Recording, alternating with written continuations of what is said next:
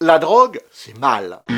C'est interdit! Verboten! Mais le CBD n'est pas de la drogue. Et c'est bien pour ça qu'il a récemment été autorisé en France. Seulement, la police en a décidé autrement. Et il peut quand même vous retirer des points sur votre permis, si vous êtes contrôlé positif, alors que le CBD n'est pas illégal. Il faut dire que leurs tests salivaires sont très sensibles et peuvent détecter la moindre parcelle de cannabis qui, lui, est interdit. Alors, peut-on prendre le volant après avoir consommé du CBD ou pas ?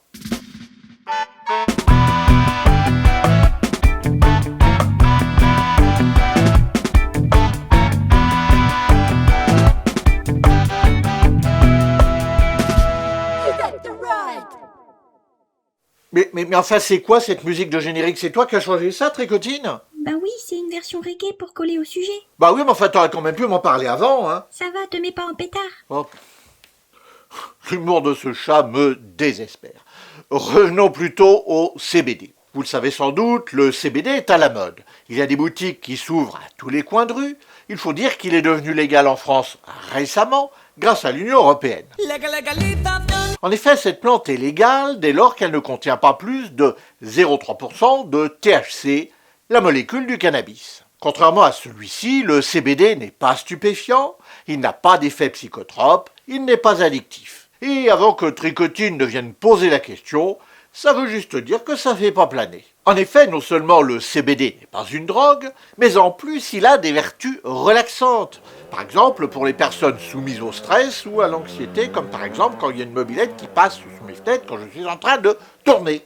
En effet, non seulement le CBD n'est pas une drogue, mais en plus il a des vertus relaxantes.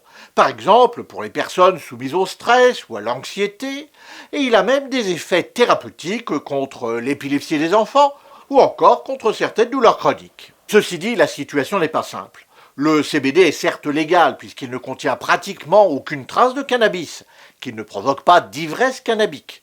Mais en revanche, puisqu'il a des vertus relaxantes, le conducteur prenant le volant après en avoir consommé pourra être moins réactif au volant qu'en temps normal. Il est donc déconseillé de conduire dans les heures qui suivent sa consommation. Ça, c'est pour les aspects médicaux. Mais du point de vue juridique, la consommation du CBD est légale en France. C'est légal, mais vous pouvez tout de même être poursuivi si vous conduisez après en avoir consommé. Les tests salivaires utilisés par les services de police et de gendarmerie sont extrêmement sensibles. Ils détectent la moindre molécule de cannabis, et puisque le CBD contient un tout petit peu de THC, la molécule du cannabis, moins de 3 pour 1000, ce qui est médicalement négligeable, car ça n'a aucun effet euphorisant, eh bien ça suffit quand même pour être détecté par les forces de l'ordre. Et ils en profitent pour vous piquer 6 points sur votre permis de conduire au passage. Et plus si affinité. Et l'affinité, c'est théoriquement 2 ans de séchoir et une amende de 4 500 €. Tout ça pour avoir consommé un produit qui n'est pas interdit. D'un côté, il y a donc un produit dont la consommation est légale, et de l'autre, il y a quand même une sanction pénale. Alors en pratique, comment ça se passe ? Les forces de l'ordre peuvent vous soumettre à un test de dépistage à peu près à n'importe quel moment dès lors que vous êtes au volant. Regardez la fiche sur le site Service Public, elle est ici et en description. Et si vous êtes dépisté positif, eh bien vous risquez fort de passer, par exemple, du statut de malade suivant un traitement médical à celui de délinquant consommateur de drogue. Heureusement, il est toujours possible de contester le résultat de ce test salivaire en demandant une prise de sang. Excusez-moi.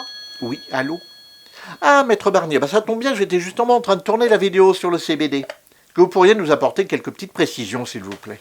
Salut Sébastien, 2 remarques concernant la prise de sang. La première, il s'agit d'une analyse particulièrement fiable et qui permet de déterminer avec précision la concentration de chaque substance dans l'organisme et permet ainsi de chasser le doute quant à la présence de traces de THC dans la salive. Attention toutefois, l'analyse sanguine ne permet pas de dater la prise de produits stupéfiants.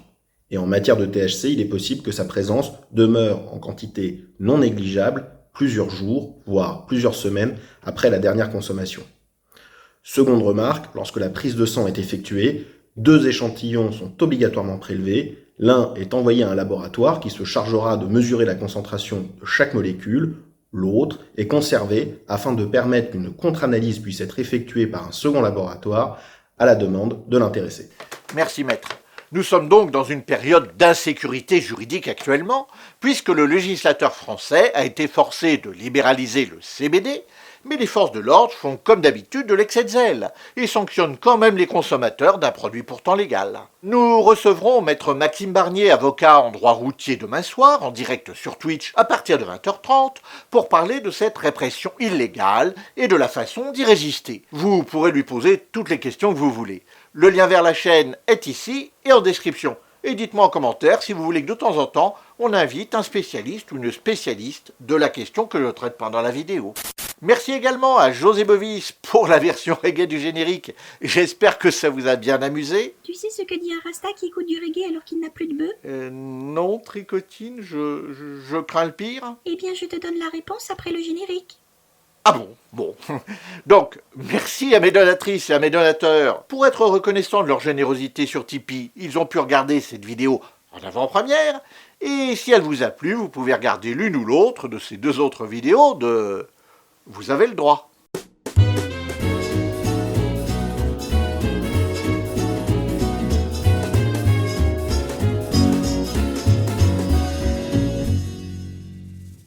Il dit: c'est quoi cette musique de